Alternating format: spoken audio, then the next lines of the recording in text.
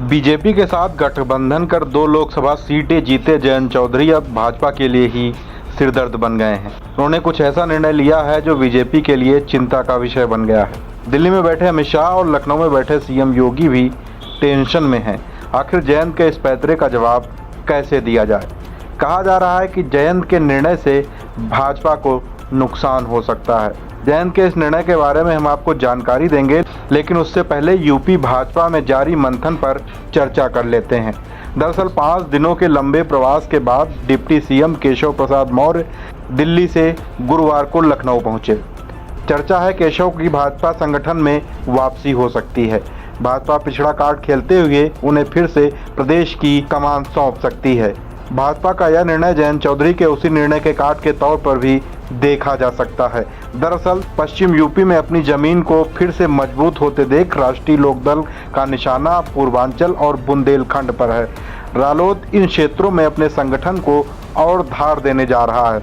2027 के विधानसभा चुनाव से पहले रालोद इन क्षेत्रों में भी बूथ स्तर तक अपने संगठन को मजबूत करता हुआ दिख रहा है। इसके लिए जुलाई महीने में प्रदेश भर में राष्ट्रीय लोकदल की बैठकों का दौर शुरू होगा।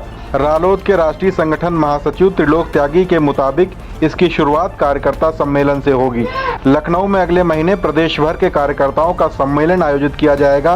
प्रदेश स्तरीय इस कार्यकर्ता सम्मेलन के बाद क्षेत्र और जिलेवार संगठन की बैठकें होंगी, जिसे पार्टी के राष्ट्रीय अध्यक्ष और प्रदेश स्तर के कार्यकर्ता भेजे जाएंगे। बैठक के बाद क्षेत्र और जिलेवार रिपोर्ट तय की जाएगी। संगठन में व्यापक बदलाव की तैयारी चल रही है। संगठन के महासचिव ने बताया कि जिन जिलों व क्षेत्रों में संगठन कमजोर होंगे, वहां के अध्यक्षों को हटाकर सक्रिय और निष्ठावान कार्यकर्ताओं को जिले की कमान सौंपी जाएगी। साथ ही क्षेत्रीय अध्यक्षों और जिलाध्यक्षों को संगठन मजबूत करने के लिए समय दिया जाएगा। इस बीच भी जिले और क्षेत्र प्रभारियों के जरिए लगातार उनके कामकाज की मॉनिटरिंग कराई जाएगी।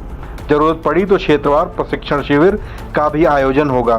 जुलाई में ही लोकसभा चुनाव के परिणामों को लेकर रालोद में समीक्षा बैठक की भी तैयारी है। पार्टी सूत्रों के मुताबिक लोकसभा चुनाव में रालोद ने एनडीए गठबंधन के तहत मिली अपनी 2 सीटों को तो जीत लिया, लेकिन पश्चिम यूपी में भाजपा को फायदा नहीं हुआ, जिसका अनुमान था। इसको लेकर रालोद मुखिया जयंत ने अपनी टीम से जो फीडबैक जुटाया, उससे यह बात सामने आई है कि रालोद भाजपा को पूरी सफलता दिलाने में फेल हुई है। इसमें कई जगह पर संगठन तो कई जगह पर पार्टी नेताओं की निष्क्रियता सामने आई है।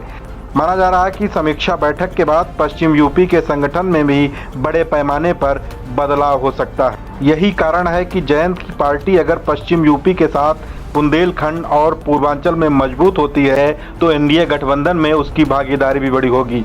2027 के विधानसभा चुनाव में रालोद बड़े सीटों पर दावा कर सकती है, जिसके चलते भाजपा को भी सतर्क रहने की आवश्यकता है और अपने संगठन को मजबूत करने पर विचार करना होगा।